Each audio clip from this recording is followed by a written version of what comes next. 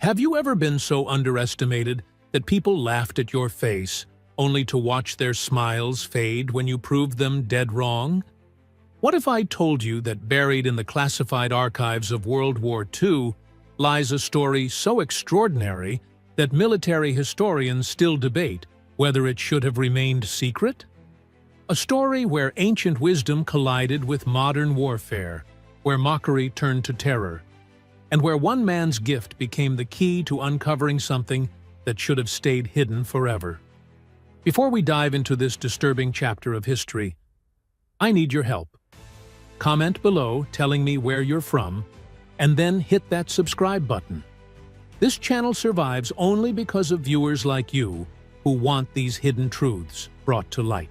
Your support keeps these forgotten stories alive.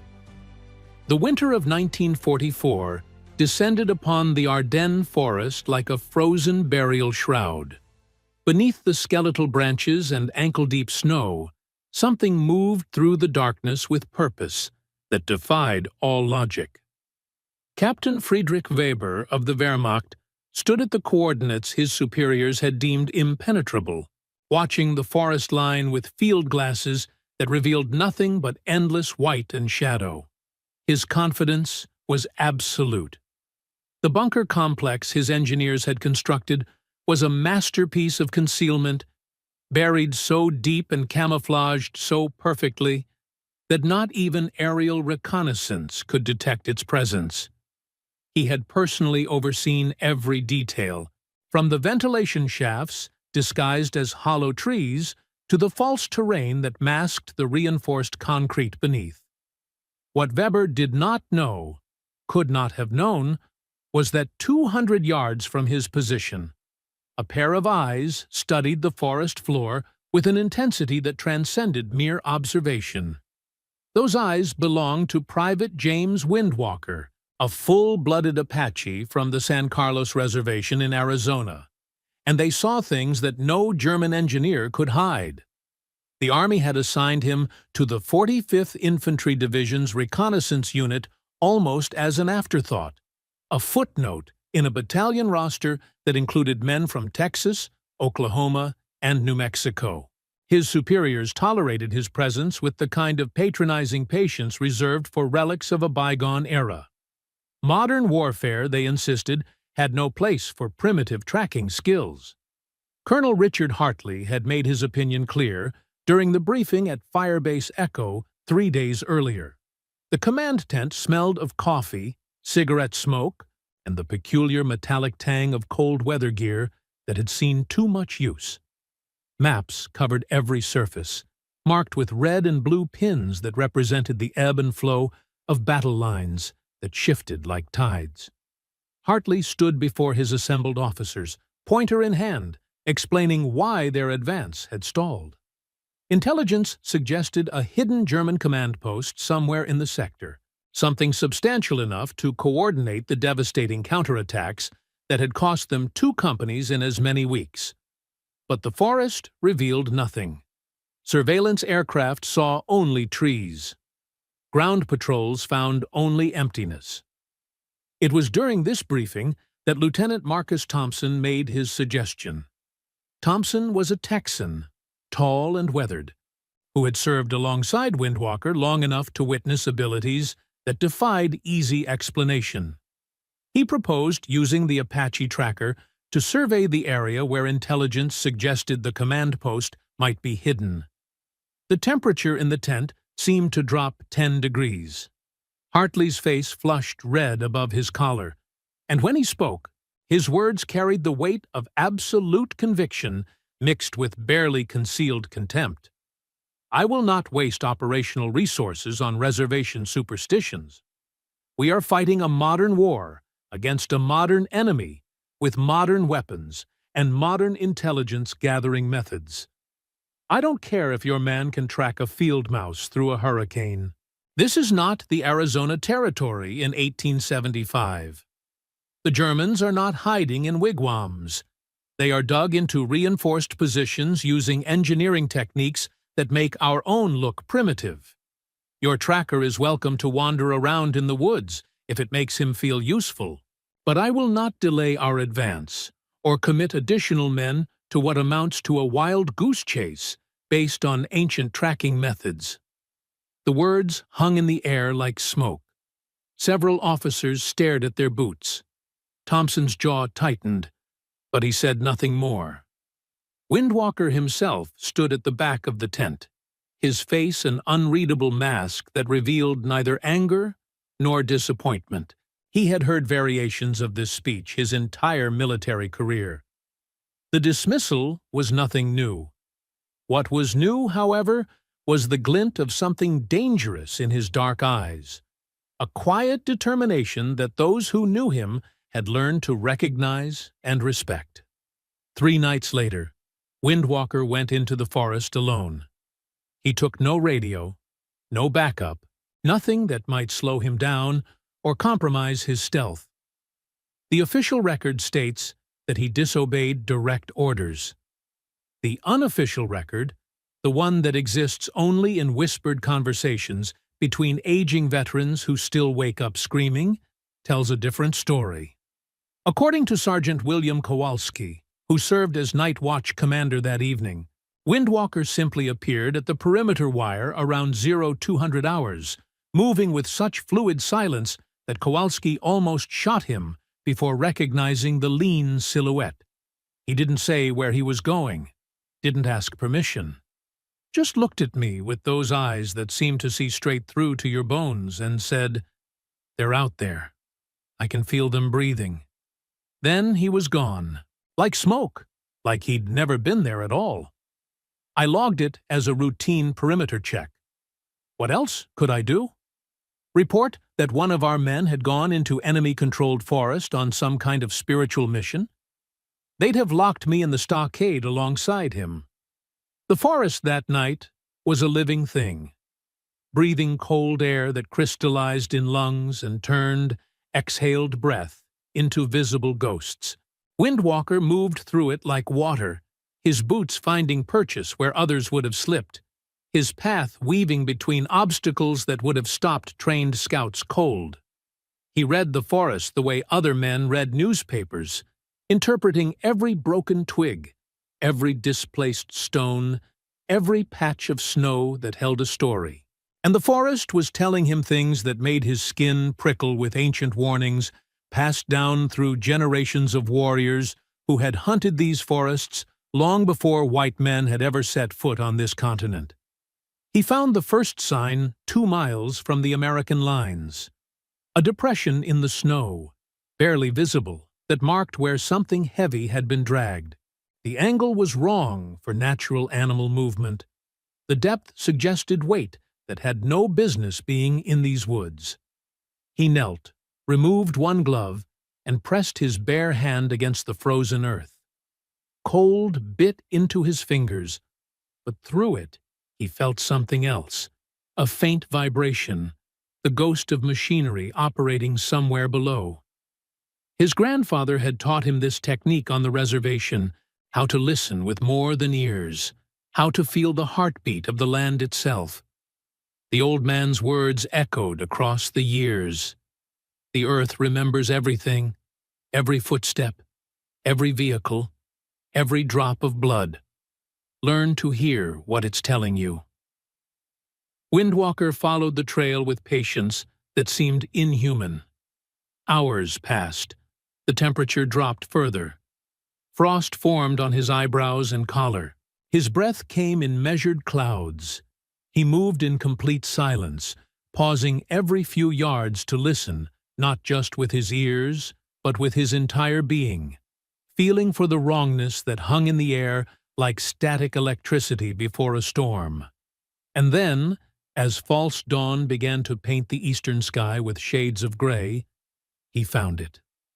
The ventilation shaft was a masterpiece of German engineering, disguised as a dead oak tree that blended perfectly with the surrounding forest. But Windwalker's eyes, trained from childhood to spot the unnatural in nature, caught the subtle wrongness in its bark pattern, the too perfect symmetry of its placement, and most damning of all, the faint heat shimmer rising from its hollow center. He circled it 3 times, studying, memorizing, his mind cataloging every detail. Then he found the second shaft, and the third, each spaced exactly 75 meters apart in a pattern that formed a triangle. At the triangle's center, he calculated, would be the bunker complex. But discovery was only half the battle. Getting this information back to command required surviving the return journey through increasingly hostile territory as dawn broke and German patrols began their morning rounds. Windwalker retraced his steps with even greater caution, his senses hyper-alert for any indication that he'd been detected. The forest seemed to hold its breath. Birds that should have been singing remained silent. The very air felt thick with unseen eyes. He made it back to American lines at 0730 hours, appearing at the perimeter with such sudden quietness that the sentry on duty, Private Eugene Morrison from Louisiana, nearly had a heart attack. Morrison would later tell anyone who would listen that Windwalker materialized out of thin air like a ghost, covered in frost and moving with a strange intensity that made even hardened soldiers uncomfortable. The private radioed for Lieutenant Thompson immediately. What followed was a confrontation that witnesses described as volcanic. Windwalker stood before Colonel Hartley's desk, still coated in forest frost, and calmly explained what he had found. He described the ventilation shafts, their spacing, their construction, the heat signatures, and the triangulated location of the bunker complex. He spoke in precise, measured tones, presenting his findings with the clinical detachment of a scientist reporting laboratory results. And Colonel Hartley laughed in his face. "This is your evidence? Heat rising from trees? Patterns in the snow? Private, I have reconnaissance aircraft, thermal imaging, and the finest military engineers in the United States Army. And you want me to believe you found something they all missed because you felt vibrations in the ground like some kind of medicine man reading chicken bones? Get out of my office before I have you court-martialed for dereliction of duty." Thompson tried to intervene, but Hartley cut him off with a gesture that brooked no argument. The meeting was over. The matter was closed. Windwalker left the command tent without another word, his face still that unreadable mask. But those who knew him saw something new in his eyes, a cold calculation that had nothing to do with anger and everything to do with certainty.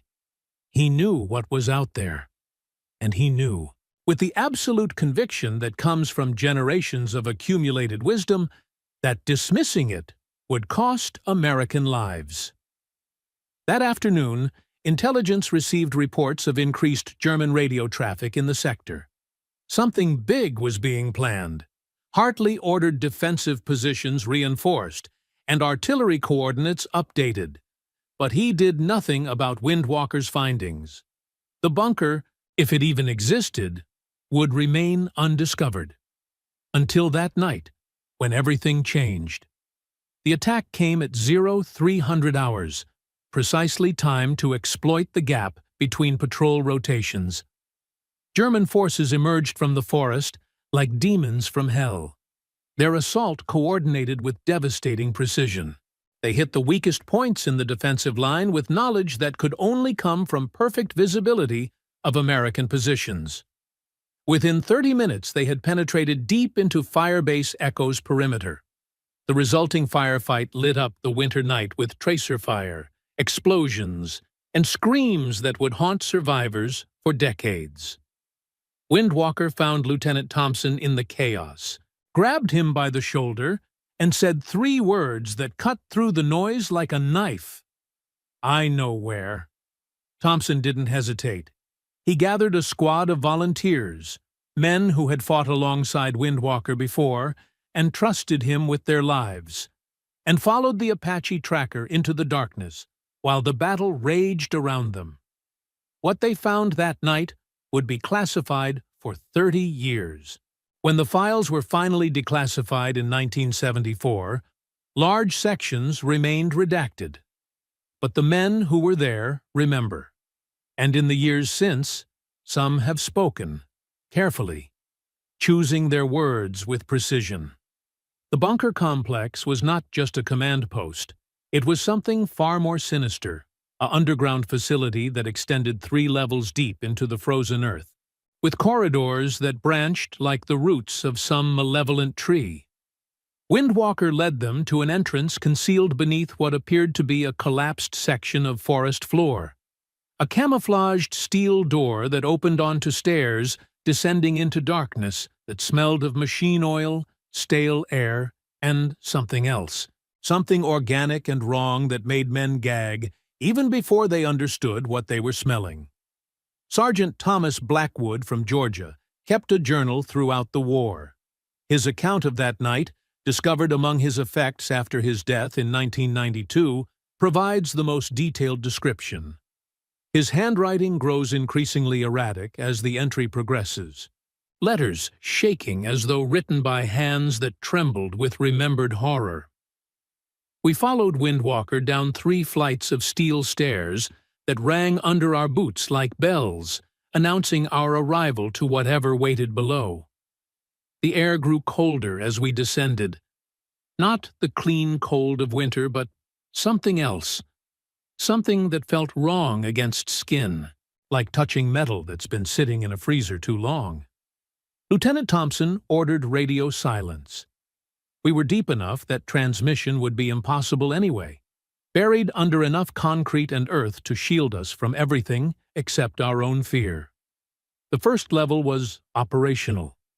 Maps covered the walls, showing American positions with terrifying accuracy.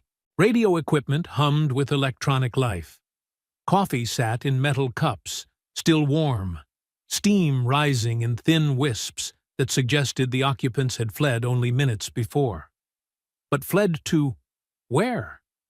The bunker had only one entrance, the one we'd used, and we'd encountered no one on our way down. It made no sense. Thompson ordered 2 men to secure the level, while the rest of us continued deeper. The second level was where we found the documents. Filing cabinets lined one wall, filled with papers in German that our translator, Corporal Zimmerman, began to read with increasing disbelief. Personnel files, psychological evaluations, medical records, not for German soldiers but for American prisoners, names and serial numbers we recognized from men reported missing in action over the past 6 months. The dates told a story of systematic capture and documentation, a project that had been ongoing since before our unit even arrived in the sector. But it was the third level that broke us. That made grown men weep. That transformed soldiers into something else, something that could never quite look at the world the same way again. Windwalker stood at the threshold of the third level's main corridor, his body rigid in a way that Thompson had never seen before. The Apache tracker's usual fluid grace had frozen into something resembling a statue, every muscle locked with tension that radiated outward like heat from a furnace. His hand rested on the grip of his service pistol, knuckles white, and when Thompson touched his shoulder to ask what was wrong, Windwalker flinched, actually flinched, like a man waking from a nightmare. His voice, when he spoke, came out barely above a whisper, rough with an emotion that might have been fear or rage, or both twisted together into something primal. My grandfather told me stories the elders passed down about places where the earth itself is sick, where evil soaks into the ground like poison and changes everything it touches. I never believed him, thought they were just tales to scare children, but I smell it now, can feel it. This place is wrong. Wrong in ways that have nothing to do with war. The corridor stretched ahead of them, illuminated by electric lights that cast everything in a sickly yellow glow. Unlike the levels above, which had maintained some semblance of military efficiency, this level felt organic somehow, as though they had descended into the belly of some vast creature rather than a man-made structure. The concrete walls wept moisture that formed patterns resembling veins or roots, and the air carried that smell, that wrong smell that made throats constrict and stomachs turn. They found the first cell 20 meters in. The door stood open, revealing a space roughly 8 feet by 10 feet, empty except for a metal cot bolted to the floor and dark stains on the concrete that no amount of imagination could pretend were anything other than blood. Thompson's flashlight beam found scratches on the walls, dozens of them, hundreds perhaps, marking the passage of days or weeks or months. In one corner, someone had scratched a name so deeply into the concrete that it had taken hours, days maybe, of continuous effort. Private Daniel Reeves, Company B. God help me. Zimmerman checked his list of missing personnel with shaking hands. Private Daniel Reeves had been reported missing in action 4 months earlier after a patrol failed to return from a routine reconnaissance mission. His body was never recovered. Until now, everyone assumed he had been killed in action, buried in some unmarked grave, or lost in the chaos of battle. But this cell told a different story. It spoke of captivity, of isolation, of something far worse than a quick death in combat. The second cell contained personal effects. Dog tags arranged in neat rows on a wooden shelf, each representing a man who had walked into these woods and never walked out. Thompson counted them. 47. 47 American soldiers whose families had been told they died serving their country. And here they were, reduced to metal discs in an underground chamber that smelled of death and machinery. But it was the third cell that shattered whatever remained of their composure. The door was reinforced, triple locked, with a viewing slot at eye level that had been welded shut from the inside. Thompson used his bayonet to pry it open, the metal screeching in protest, and when he shone his flashlight through the gap, what he saw made him stagger backward, his breath coming in rapid gasps that fogged in the cold air. The cell had been converted into something that resembled a laboratory. Metal tables, restraint straps, instruments that gleamed in the flashlight beam with purposes too terrible to contemplate. And on the walls, photographs. Dozens of them. Hundreds. Images that documented procedures, experiments, operations performed on subjects whose faces showed expressions of such profound agony that merely glimpsing them felt like a violation of something sacred. Thompson slammed the viewing slot shut with hands that shook so badly he could barely control them. We need to leave, right now. This is beyond us, beyond anything we were trained for. We need to get out, get topside, call in command, and let them handle whatever the hell this is. But Windwalker was already moving deeper into the corridor, drawn forward by something Thompson couldn't understand. The Apache tracker stopped at a door at the corridor's end, a door different from all the others, heavy steel painted with symbols that resembled no military insignia any of them recognized. He pressed his hand flat against it, and for a long moment stood completely still, as though listening to something only he could hear. When he turned to face the squad, his eyes held a terrible knowledge. They knew we were coming. The Germans, whoever was running this operation, they knew, cleared out hours ago, maybe days, left everything behind except themselves and whoever they took with them. But they left something else, too. Something they wanted us to find. Thompson wanted to ask what he meant, wanted to order his men to retreat before whatever trap Windwalker sensed could spring shut around them. But the Apache tracker was already opening the door, revealing stairs that descended even deeper into a fourth level that, by all rights, should not exist, could not exist, because they were already so far underground that the pressure made ears pop and the very air felt thick enough to chew. Private Morrison, the Louisiana boy who had nearly shot Windwalker that morning, spoke up for the first time since they'd entered the bunker. His accent, usually thick and warm like molasses, came out thin and stretched, every word edged with barely controlled panic. "Sir, permission to speak freely. This is wrong. Everything about this is wrong. My grandmother, she had the sight, could sense things before they happened, and she taught me to recognize the signs when something evil is near. And I'm telling you, Lieutenant, with everything I got, that we should not go down those stairs. Whatever's down there wants us to find it.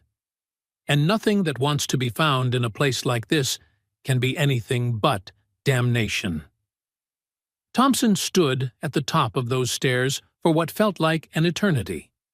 Years later, in the Veterans Hospital where he spent his final days, he would tell the nurses that this moment, this single decision, defined every nightmare that followed.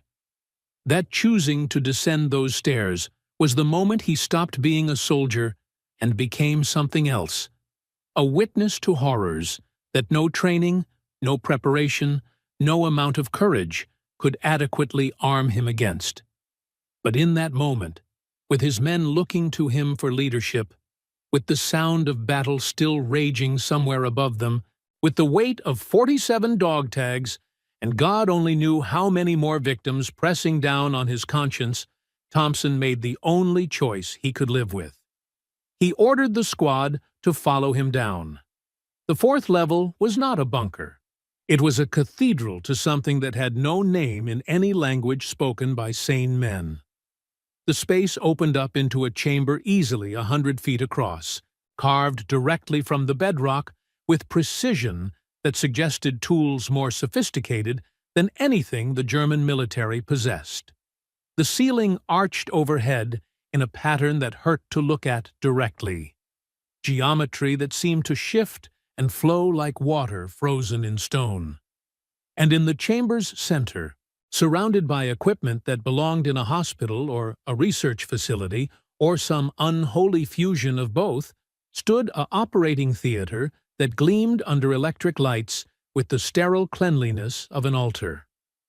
Blackwood's journal entry becomes nearly illegible at this point, the words scrawled with such force that in places the pencil tore through the paper. But his account, however fragmentary, provides the only contemporaneous record of what they found. I cannot describe what we saw adequately because language fails when confronted with certain truths.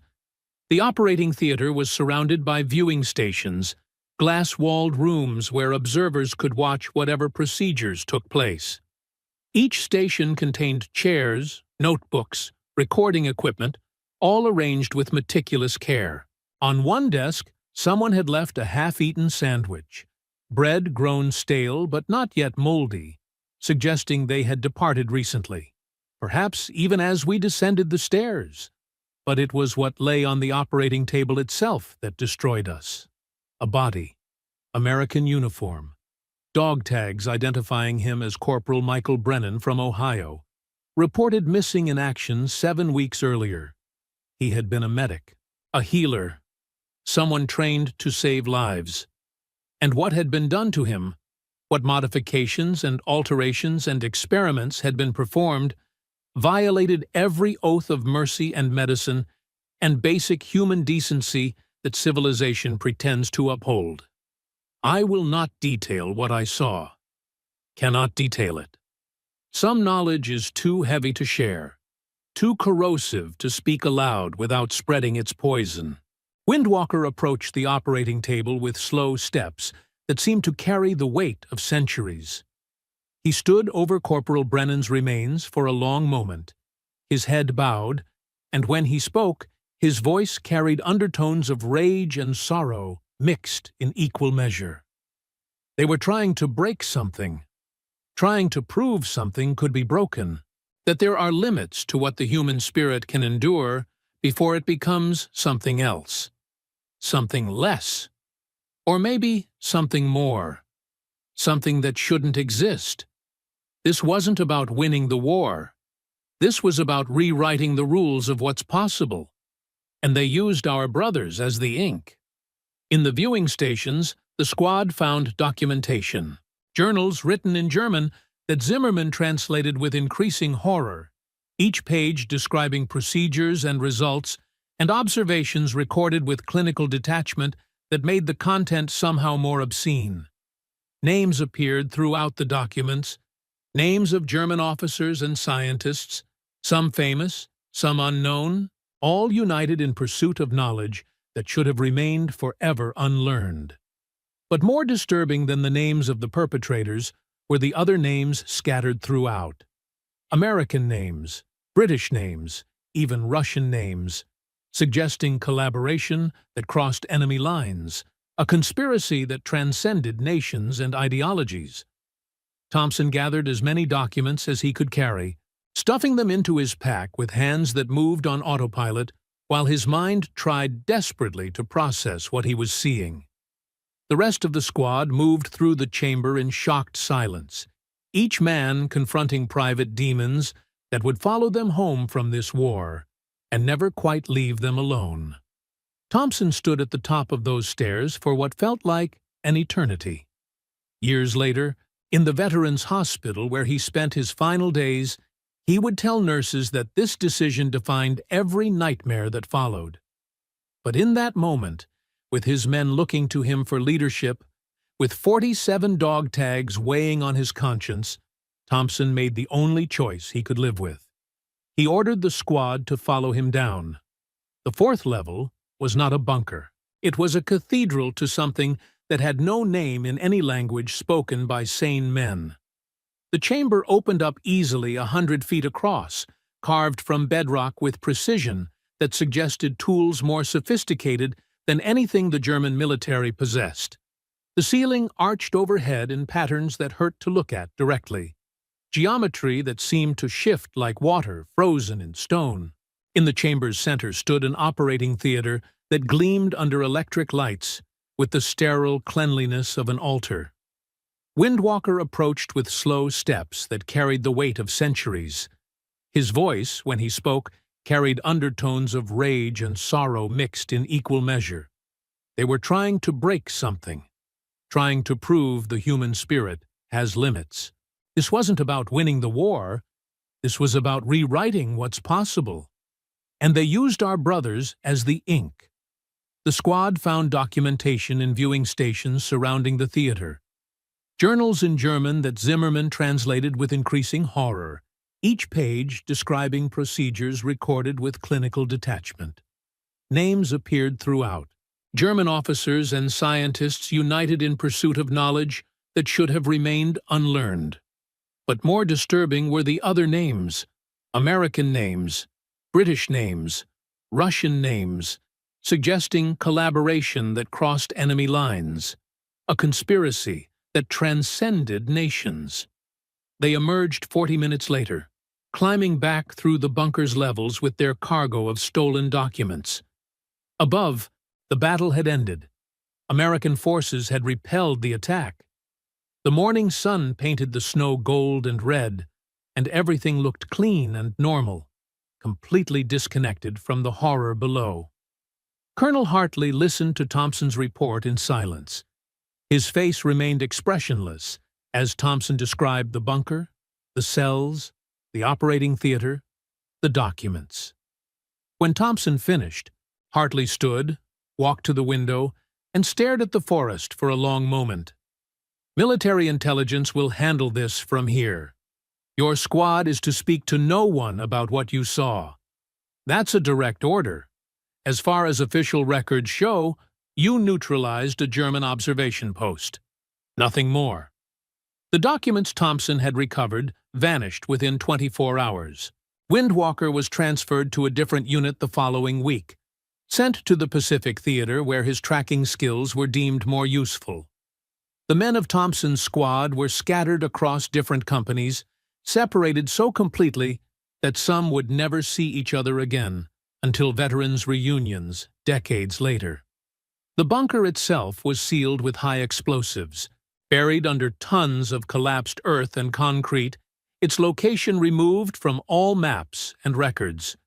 But the story didn't end there. It never does with things like this. Over the years, veterans began to talk. Not officially, never officially, but in quiet conversations late at night when the whiskey flowed and the walls came down. They spoke of other bunkers, other facilities, other operations that continued long after the war ended. They mentioned names they'd seen in those German journals, names of American officers and British intelligence agents and Russian scientists who had studied those documents and learned from them, who had taken that forbidden knowledge and brought it home. Sergeant Blackwood spent his final years researching what had happened in that forest.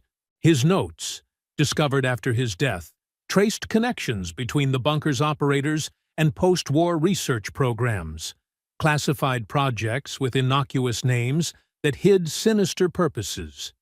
He documented the deaths of other veterans who had been at the bunker, men who died in accidents or suicides or mysterious circumstances, always before they could speak publicly about what they'd seen.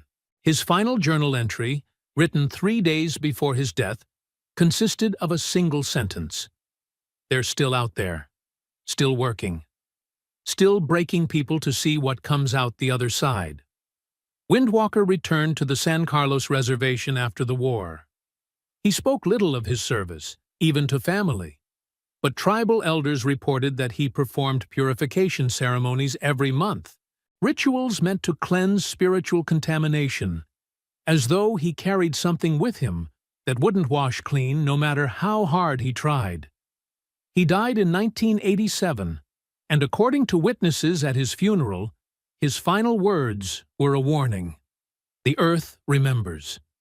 It always remembers. And what they buried in that forest is not dead, just sleeping, waiting. Lieutenant Thompson never stopped having nightmares. The faces of those 47 soldiers whose dog tags lined that shelf haunted him until his final breath. In his last interview before dementia claimed him completely, he made a statement that researchers still debate. We thought we were fighting a war against Germany, against Japan, against fascism. But that bunker showed us something else. Showed us that the real war has always been against something older, something that wears different uniforms and speaks different languages, but always serves the same dark purpose. And we didn't win that war. We just drove it underground. The forest where the bunker once stood remains off-limits to this day. Official records cite unexploded ordnance and environmental contamination, but locals tell stories of strange sounds that echo from beneath the earth on winter nights, of search dogs that refuse to enter certain areas, of hikers who report feeling watched by invisible eyes. The German government denies all knowledge of any such facility. The American government has no comment, and the truth, whatever it may be, remains buried under tons of frozen earth and decades of official silence. So the next time someone dismisses ancient wisdom, the next time someone mocks skills passed down through generations, remember Private James Windwalker. Remember how the Apache tracker found what modern technology missed. Remember that sometimes the old ways see truths the new world refuses to acknowledge. And remember that there are places in this world where darkness still dwells, where experiments still continue, where the lessons of that bunker were never forgotten, but merely refined, perfected, and carried forward into an age that prides itself on being too civilized for such horrors. The war may have ended, but what began in that forest, what was discovered and documented and learned in those underground chambers, that never stopped. It just learned to hide better, to wear respectable faces, to operate behind closed doors with official sanction and classified clearances. The 47 soldiers whose dog tags lined that shelf died for nothing if we pretend their suffering taught us no lessons. They died for nothing if we close our eyes and pretend monsters only exist in history books. In the end, perhaps the greatest victory is not in defeating evil, but in recognizing it, in refusing to let it hide behind uniforms and flags and official denials, in remembering that beneath the surface of civilization, darkness still hunts for those who forget to remain vigilant, and in turning to the only light strong enough to pierce such darkness, the light of faith, of God, of Jesus Christ, who reminds us that greater is He that is in you than he that is in the world. May we never forget what men like Windwalker and Thompson and those 47 lost soldiers taught us. May we never stop asking questions. May we never stop seeking truth. And may we always remember that evil prospers when good men choose silence over courage, comfort over conscience, and denial over the difficult work of facing what lurks in the shadows. The bunker may be buried, but the truth, like all truths, refuses to stay dead.